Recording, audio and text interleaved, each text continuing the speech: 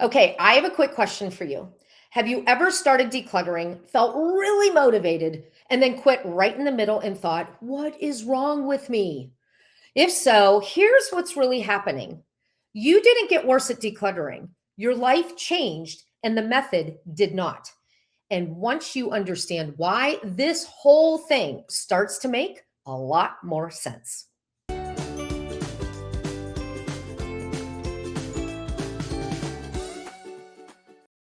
Hey there, I'm Tracy Lynn, and I teach midlife women how to right size their homes and their lives.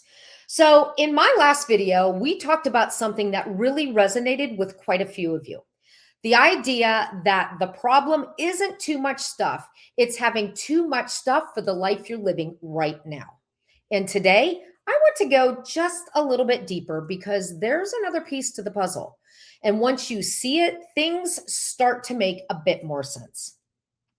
So here's something we really don't talk about, but we probably should. Decluttering did work for us when we were in a different season of life, when we were younger, right? When it was earlier in our lives. Not because we were better at it, but because our lives were set up differently. Back then, our lives were growing and expanding. We were adding people, friends to our group, kids to our families. We were adding responsibilities, leading PTA or running football boosters.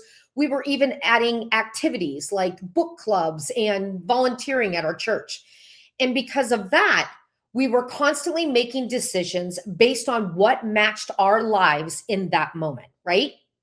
So letting go, it didn't really feel like a loss. It felt more like a movement.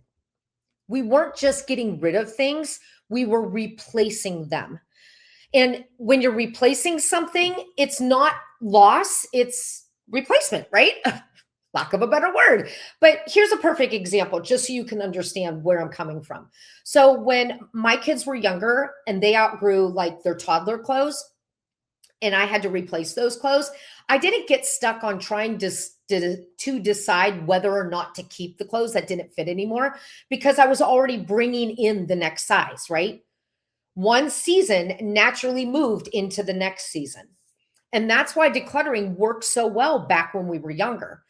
It fit a life that was always moving forward and always filling in.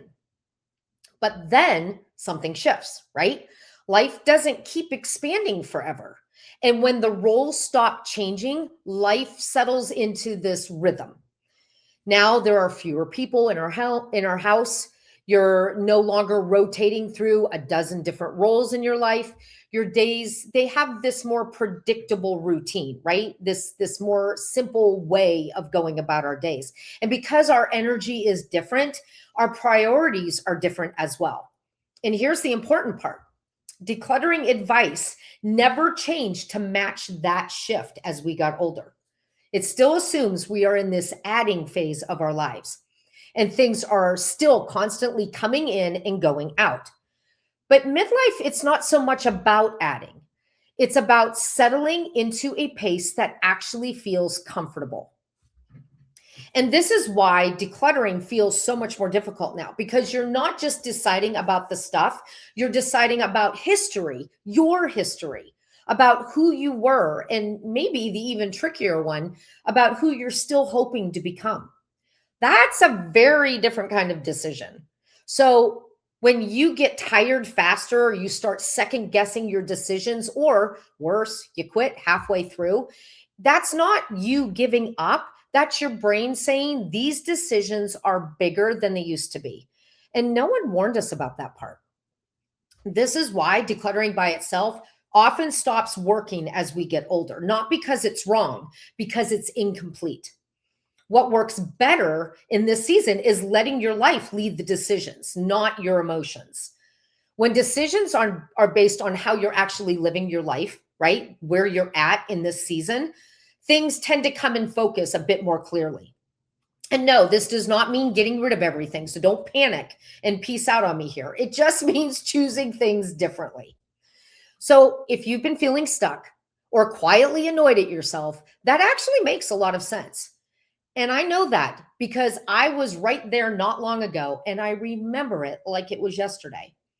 It was that moment when we were getting ready to move out of our family home of 26 years into a rental home that was one third of the size. Yes, one third of the size. So I had done all the things, right? I sorted, I decluttered, I put things into boxes, into these plastic containers. I even had everything labeled and sorted by room. And I had them all in neat little stacks in our garage, in our kitchen, even in our attic. It was all ready to go. And I felt completely confident that the move was just going to go about seamlessly, right? That was my first mistake. So I remember standing there in the garage with my coffee in hand, talking to my husband and the kids we had hired to move us with this little grin on my face. And then the moving truck started driving down a really long driveway. And the closer it got to the house, the more reality started to hit me, and hard. Here's what I realized. There was no way our stuff was going to fit in that moving truck. And if it wasn't going to fit in the moving truck, there was no way it was going to fit in that rental home. So in a panic, I made a decision right there on the spot. I still remember it. I sat my coffee down. I'm like, all right, here's what we're going to do. We are only going to put the necessities into the moving truck.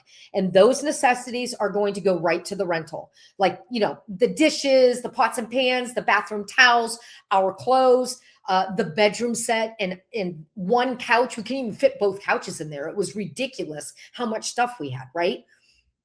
And I said, only the necessities are going in that truck, and everything else, we'll just put that in a storage unit and we'll deal with it when we buy our new house and we get ready to move. Okay. And that was the plan, and it made sense. But then once we got the necessities in the house and we came back to get the stuff for the storage unit, reality hit me again, because there was no way it was going to fit in one storage unit. And it didn't.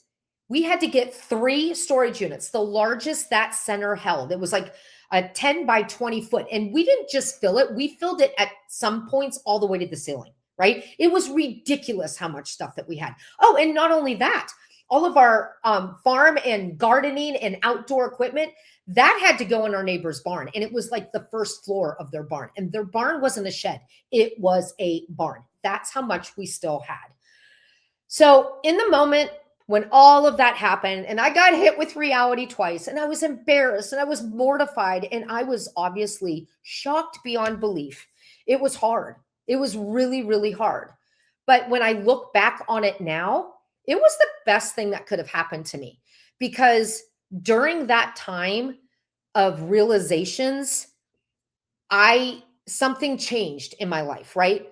Something that completely shifted how I teach and why I changed my entire outlook on decluttering.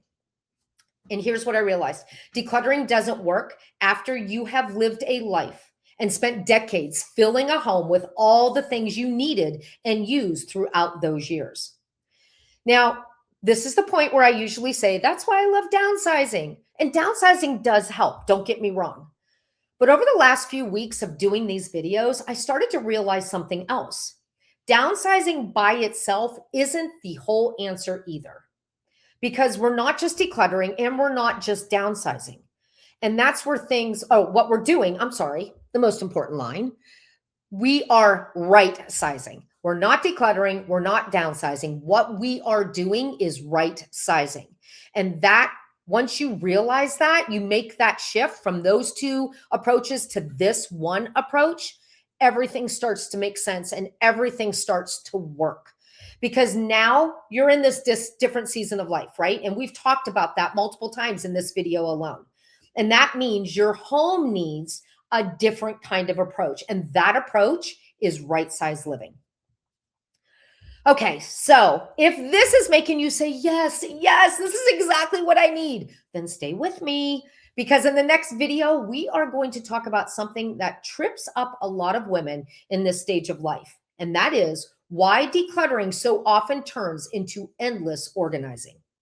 And once you see why that happens, you can finally stop rearranging the same things over and over again and start making progress that actually sticks for life. Whew. Okay, if this video helped you, I would love it if you gave me a thumbs up or left me a comment. And yes, I do read all the comments. Thank you so much for being here. I'll talk to you soon and see you in the next video. Bye.